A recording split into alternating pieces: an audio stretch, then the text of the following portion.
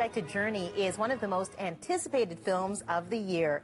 In it, actor Rичард Armитедж takes on the role of Thorin Oakenshield, leader of a band of dwarves who hire Hobbit Bilbo Baggins to help them reclaim their mountain home from a fire-breathing dragon. Richard joins us from our downtown Toronto studio. So good to have you with us. It's great to be here. Thanks for having me. So as I understand it, you had to undergo 6 weeks of dwarf boot camp. Tell us what happens in a dwarf boot camp.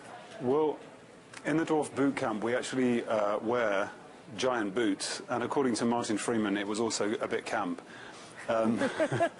We spent a long time trying to change our physicality, so we worked with weight belts to keep our center of gravity low, because the physics of a dwarf, because they're not human, they're much wider, much heavier, and Peter Jackson wanted us to feel very much like warrior fighters rather than miniature people.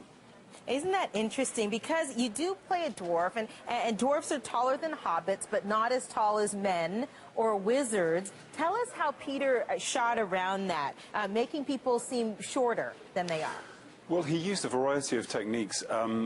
He actually pioneered a new technique called slave motion control, where half of the actors were in a scale set, so the dwarves were in a set which was much bigger than usual, and someone like Ian McKellen would be on a green screen, and we'd work with earpieces and rehearse together, but then separate for the filming, and he overlays the image at the same time. But also there were many old-fashioned techniques, like we spent some time on our knees looking up into his face, and sometimes they put him on a platform so that we could actually act together. And I spent more time staring into the eyes of my fellow actors than I really expected, which was great. What was your favorite part about playing Thorin? I think there was one particular day on location where I was flown to the top of a mountain and left alone all day as my character with one or two fellow dwarves.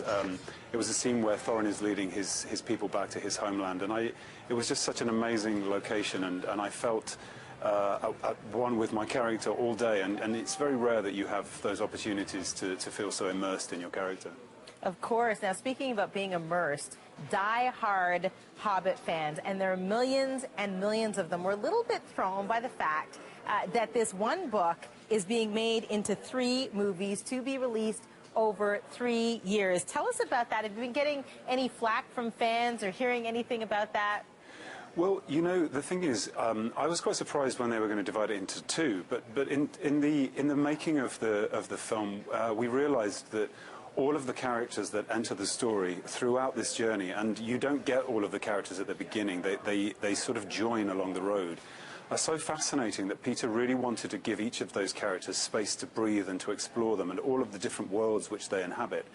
And actually it feels difficult to get it into even 3 films. The first film is so jam-packed with adventure and character, but in terms of flack from the fans, we've yet to see that, but I think they'll be thrilled with what they get. You did see a lot of fans, though, in New Zealand, in Wellington, for the premiere. Tell us about that and this red carpet that was 600 meters long. Yeah, and I was in my hotel room the night before watching this red carpet being rolled out, sort of getting incredibly nervous and quite emotional, because we'd spent 18 months in New Zealand, and many friendships were made, and all of those people had returned to be part of the day in Wellington, and to come to that city and give back the celebration to them was so amazing. And Neil Finn played a set. Neil Finn, who did the theme song for the first movie, he's the lead singer of Crowded House, and there was a Boeing 747 which had been painted with the Hobbits, flew low over the red carpet, and it was a real party event, and I think there were just hundreds of thousands of people celebrating this achievement that Peter Jackson had made. Well, it sounds just amazing. I have to ask you, have you always been a fan of the books? I read the book when I was 11 years old, and I was on stage in a production when I was about 13.